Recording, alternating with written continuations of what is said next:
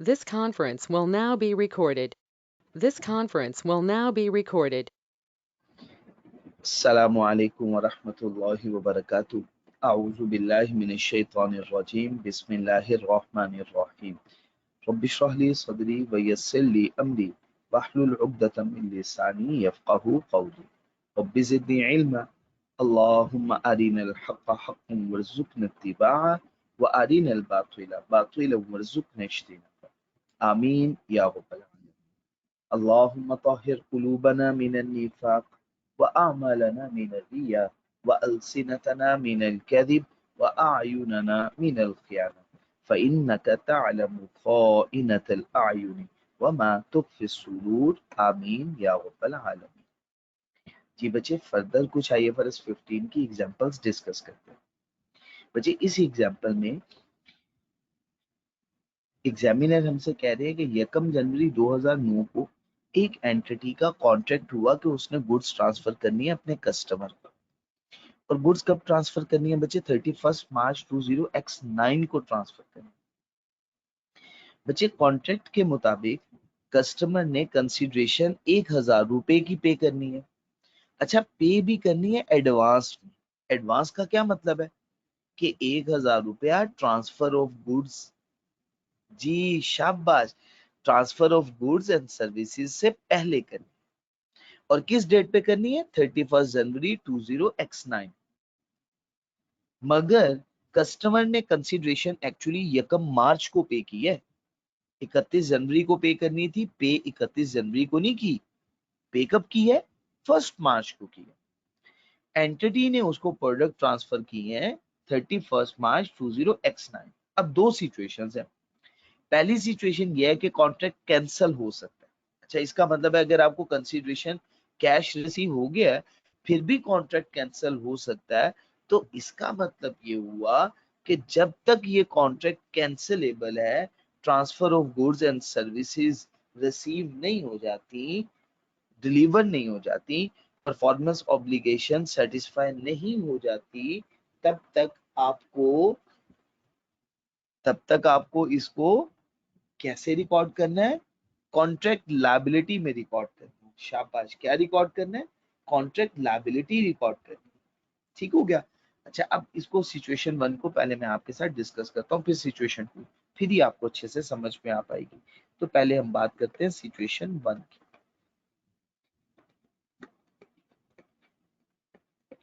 ये है सिचुएशन 1। देखिए बच्चे, उसने किस डेट को पेमेंट की है?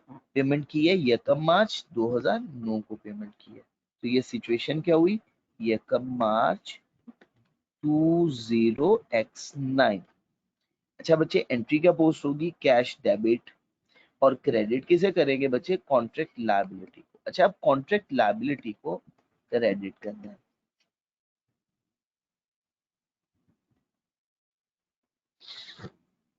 ठीक हो गया ना? कॉन्ट्रैक्ट लायबिलिटी को क्रेडिट किस लिए किया हमने? कॉन्ट्रैक्ट लायबिलिटी को कि उसने transfer of goods performance obligation अभी तक सेटिस्फाई नहीं ना की। जब तक परफॉर्मेंस ऑब्लिगेशन सेटिस्फाई नहीं होगी तब तक कॉन्ट्रैक्ट लायबिलिटी रिकॉर्ड होगी। आपको ये बात याद है ना? भूले तो नहीं? चलिए, बड़ी अच्छी बात है। तो बच्चे, हम रिकॉर्डिंग कर रहे हैं 1000 रुपए से और ये है 1000 रुपए से। ठीक हो गया? अच्छा बच्चे, जैसे ही गुड्स एंड सर्विसेज ट्रांसफर हो गई तो एंट्री क्या हो जाएगी बच्चे?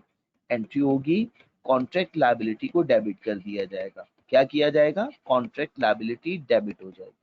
और क्रेडिट बच्चे किसे कर दिया जाएगा?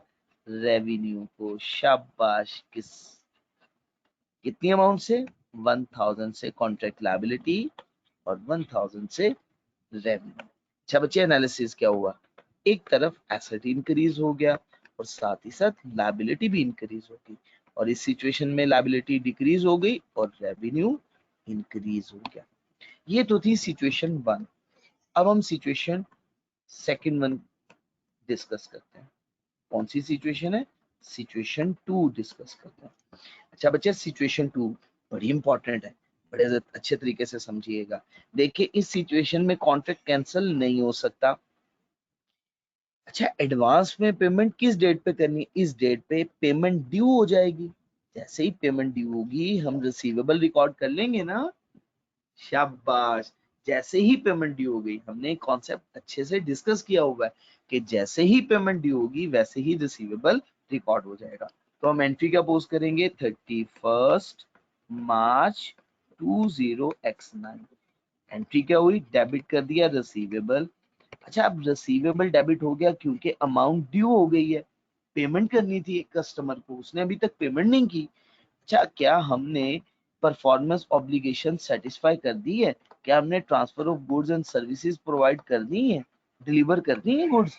नहीं की। जब तक गुड्स डिलीवर नहीं होंगी तब तक कॉन्ट्रैक्ट लायबिलिटी, शाबाश, हम रिकॉर्ड करेंगे। एक्सीलेंट।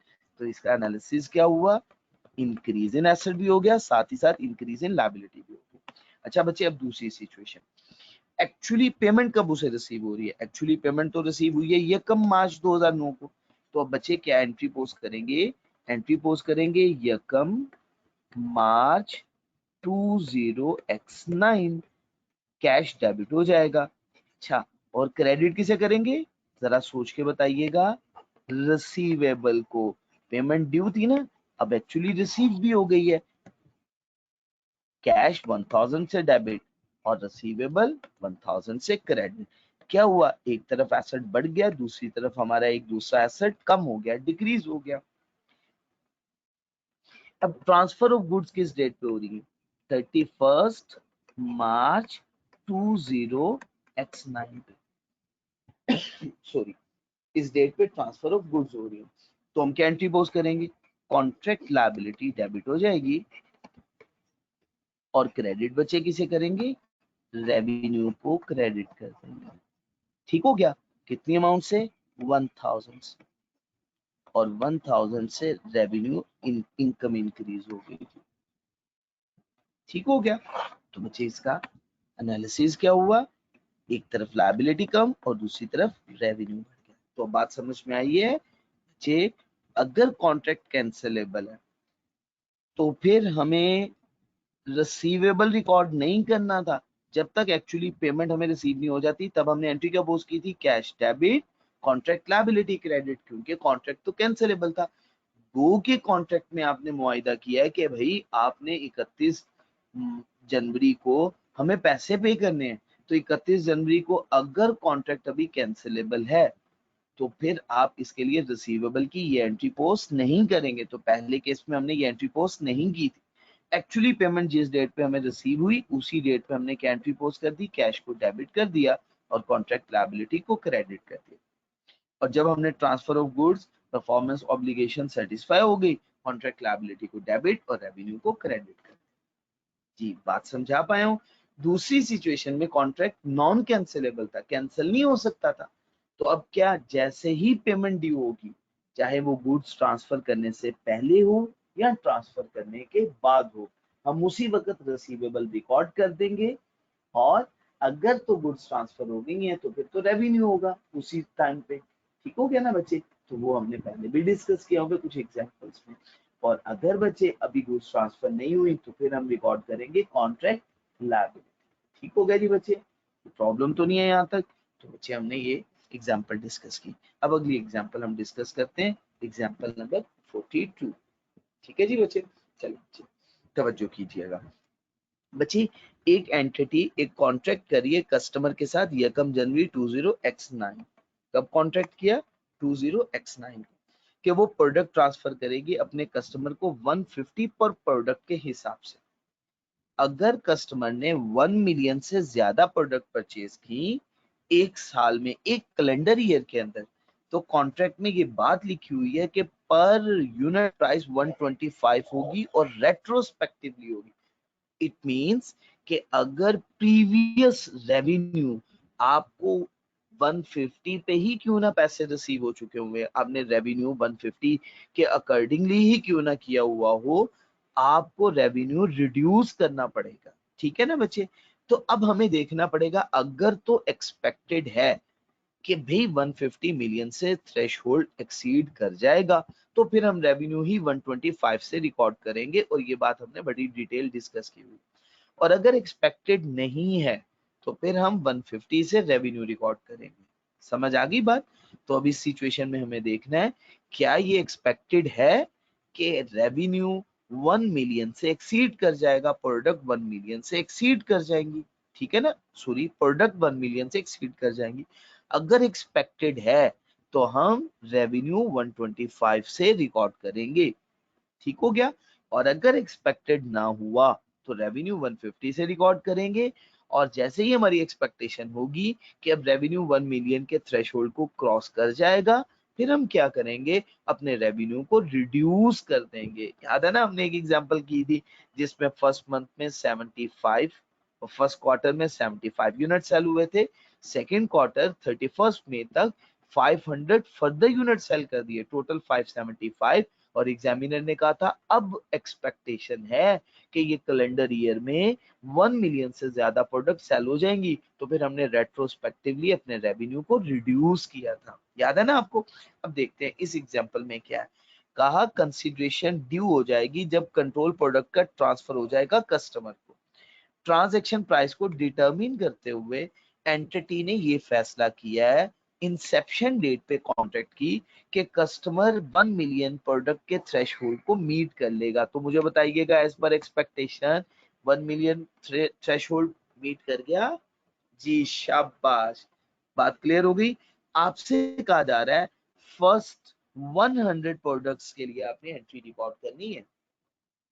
तो अब आप मुझे बताइएगा, देखें हम 150 के हिसाब से प्रोडक्ट सेल कर रहे हैं। अब आप मुझे एक बात बताइएगा, रेवेन्यू तो हमने रिकॉर्ड करना है 125 से। अब देखें बाकी 25 रुपीज हम किस हेड में रिकॉर्ड करेंगे, जरा सोच के बताइएगा जी, सोच के बताइएगा। मैं एंट्री पोस्ट कर देता हूँ आपके सामने, शायद आपको याद आ जाए, फिर मैं आपकी हेल्प भी करूंगा। देखिए लेट्स सपोज कस्टमर ने अभी ड्यू है ना पेमेंट, कंट्रोल ट्रांसफर हो जाएगा तो हम रिसीवेबल रिकॉर्ड कर देंगे, रिसीवेबल डेबिट हो गया। अच्छा क्रेडिट किसे करेंगे, रेवेन्यू को।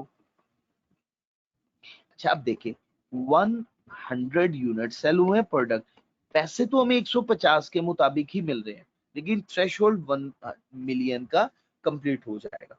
तो क्या हुआ, कितने से रिकॉर्ड की, 1500 15,000 से डेबिट हो गया। अब रेवेन्यू तो हम रिकॉर्ड करेंगे 125 से, मल्टीप्लाई करेंगे इसे 100 से, तो ये फिगर होगी 12,500।